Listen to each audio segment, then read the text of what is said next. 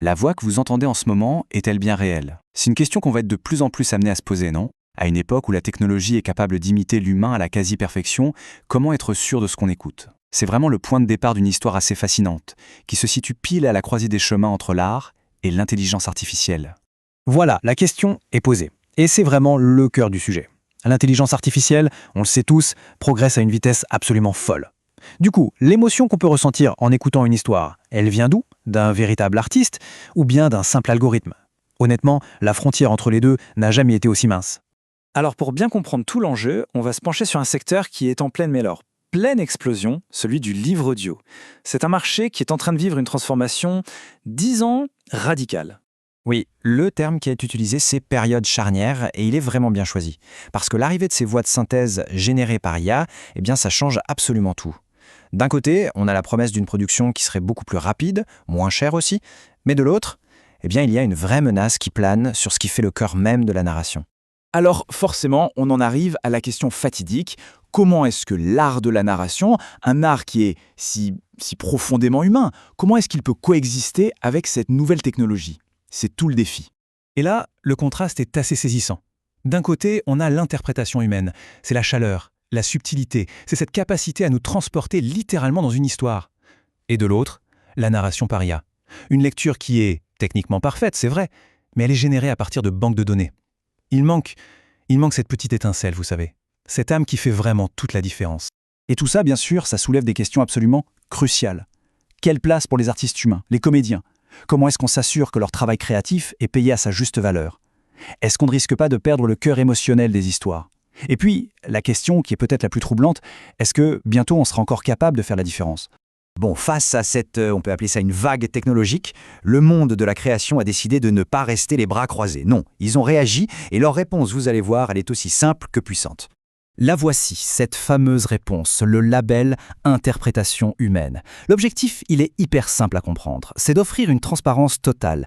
En gros, quand on voit ce label sur un livre audio, c'est la garantie absolue qu'un comédien, un artiste en chair et en os, a prêté sa voix et son talent à cette œuvre. Ce qui est assez remarquable dans cette histoire, c'est que ce n'est pas une initiative isolée. Loin de là. C'est un effort collectif.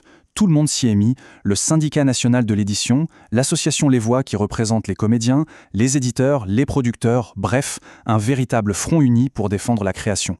Et écoutez ce que dit Laure Saget, qui est la présidente de la commission livre audio du SNE. Elle dit que le travail du comédien, c'est un travail de médiation et de création qui est fondateur. C'est ça l'idée clé. Le comédien n'est pas juste quelqu'un qui lit. Non, c'est un créateur, un passeur qui rend l'œuvre accessible, qui lui donne vie avec sa voix. Sa voix, ce n'est pas un outil, c'est un art. Odile Cohen, de l'association Les Voix, renchérit là-dessus. Pour elle, cette initiative est carrément un jalon essentiel. Et pourquoi faire? Pour préserver le sens, l'émotion, la cohérence des œuvres. Elle a raison. Sans un interprète humain, une histoire, même la plus belle, risque de devenir une sorte de coquille vide. Techniquement parfaite, oui, mais complètement désincarnée. Et puis il y a le producteur Stéphane Kalb, qui apporte une dimension super importante, celle de l'honnêteté. Il le dit sans détour. Ce label, c'est une manière d'éviter une tromperie sur la marchandise. C'est fort comme mot, mais ça dit bien ce que ça veut dire. C'est une promesse faite au public. Ce que vous écoutez est authentique, c'est une interprétation d'excellence. Bon, tout ça c'est très bien, mais concrètement, pour les gens qui écoutent des livres audio, qu'est-ce que ça change au final? En fait, le mécanisme est d'une simplicité redoutable. Et surtout, il redonne le pouvoir à l'auditeur. En 3 étapes, c'est très simple. D'abord, on voit le label, ce petit macaron bien visible sur la couverture. Ensuite, on sait immédiatement que c'est une voix humaine, un vrai comédien derrière le micro. Et enfin, on peut faire un choix en pleine conscience, celui de soutenir ou non l'artisanat humain. Et cette transparence, elle est d'autant plus cruciale que, comme on le disait, la technologie s'améliore à vue d'œil. Honnêtement, dans très peu de temps, il sera peut-être quasi impossible de faire la différence juste à l'oreille. Ce label, c'est donc la garantie que l'info restera toujours claire, nette et précise. Pas de doute possible. Maintenant, si on prend un peu de recul, est-ce que cette initiative qui concerne le livre audio ne serait pas en fait que la première étape, la première pièce d'une réflexion beaucoup plus large sur l'avenir de la création en général? On revient à Stéphane Kalb, le producteur, qui a une vision très claire là-dessus. Pour lui, l'IA, ça doit rester un outil. Un super outil peut-être, mais un outil au service des professionnels. Ça ne doit jamais remplacer la créativité humaine. L'IA peut aider, elle peut optimiser des choses, bien sûr, mais l'étincelle de départ, l'idée, la création, ça doit rester humain. Et il termine avec une phrase que je trouve assez belle. « Notre monde a cruellement besoin d'espoir, d'intelligence et d'amour, et aussi d'un peu de légèreté. » Finalement, c'est ça le fond du problème. L'espoir, l'amour, la légèreté. Ce sont ces choses-là, ces qualités purement humaines, que l'art nous aide à ressentir. Les préserver, ce n'est pas qu'une question artistique, c'est un véritable enjeu de société. Et là, on peut facilement imaginer que ce modèle fasse des petits.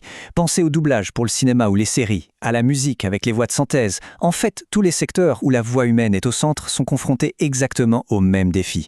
Ce label, c'est donc peut-être bien plus qu'une simple solution pour le livre audio. C'est un précédent qui pourrait inspirer beaucoup d'autres industries.